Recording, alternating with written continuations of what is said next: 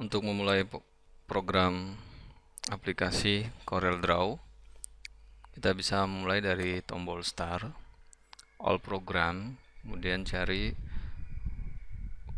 grup CorelDRAW Graphic Suite, kemudian pilih aplikasi CorelDRAW. Atau kita juga bisa menggunakan shortcut icon yang ada di desktop jika memang sudah terdapat di desktop. Kita double klik atau klik kemudian enter. Oke, ini adalah tampilan awal program aplikasi CorelDRAW 13. Sini kita membuat halaman baru atau project baru dengan memilih icon new. Atau jika kita akan membuka project yang baru saja kita selesai buat, kita dapat menggunakan di sini recently used. Biasanya dia akan terdapat file-file atau project-project yang baru saja kita gunakan. Kemudian open untuk mencari file project, file CorelDRAW yang pernah kita buat. Dan ketiga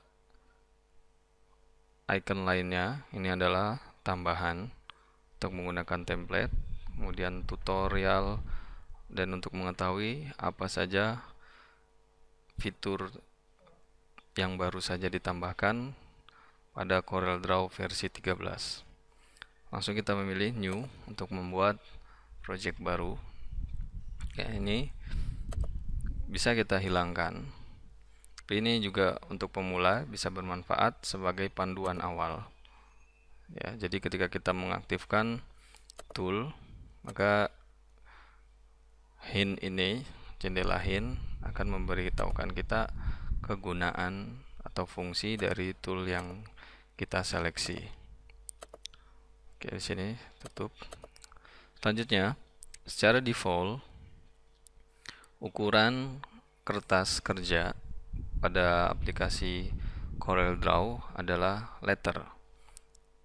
Kita bisa mengganti ukuran kertasnya legal, kemudian A4 dan lain sebagainya sesuai dengan kebutuhan. Kemudian kita juga bisa mengganti unit. Saya sini legal menggunakan inci, kita bisa menggantinya dengan milimeter, maka seluruh satuan ukuran akan menggunakan satuan milimeter. Oke, sini. Kemudian ini untuk orientasi. Ya, orientasinya landscape atau portrait. Kemudian di sini kita ada jendela navigasi, ya, untuk menggeser halaman. Saya contohkan seperti ini. Zoom. Jadi ini untuk kita menavigasikan ke arah mana. Oke. Kemudian untuk melakukan zoom dengan cepat, kita menggunakan zoom level to fit, kemudian to select. Di to fit ini untuk menampilkan objek atau zoom pada objek yang ada. Contohnya di sini to fit. Kemudian to selection kita pilih dulu, kemudian to select. Selanjutnya to page, seluruh halaman. To weight, lebar sesuai dengan lebar halaman kertas kerja, dan height sesuai dengan tinggi kertas kerja. Selain itu, fungsi lainnya yang akan banyak kita gunakan adalah penempatan objek di tengah halaman kertas. Di sini kita menggunakan tombol P pada keyboard. Oke, ini P. Ya, pencet P sehingga dia berada di tengah. Selanjutnya, penggunaan shift menggunakan tekan shift untuk memposisikan atau men-scale ukuran objek ke arah tengah. Nah, ini tanpa shift,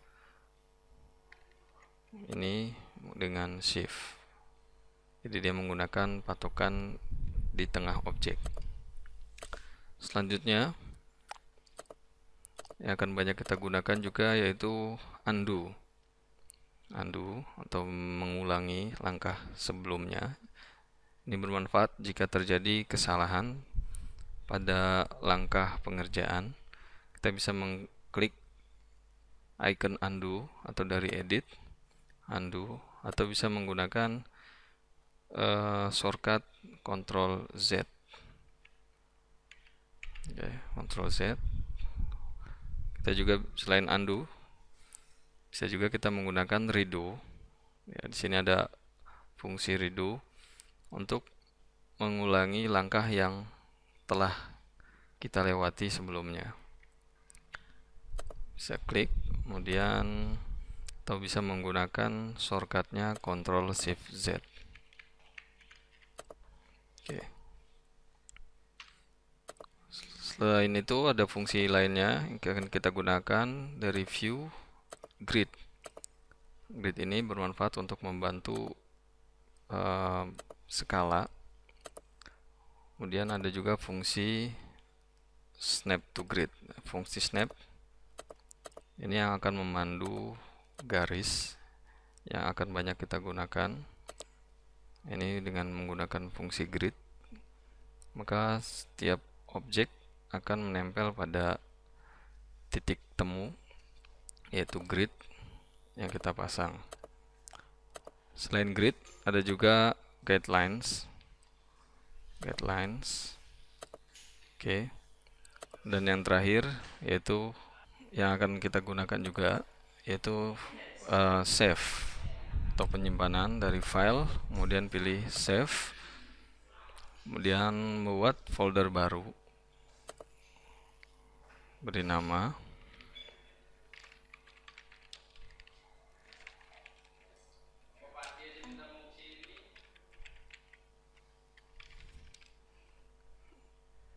oke.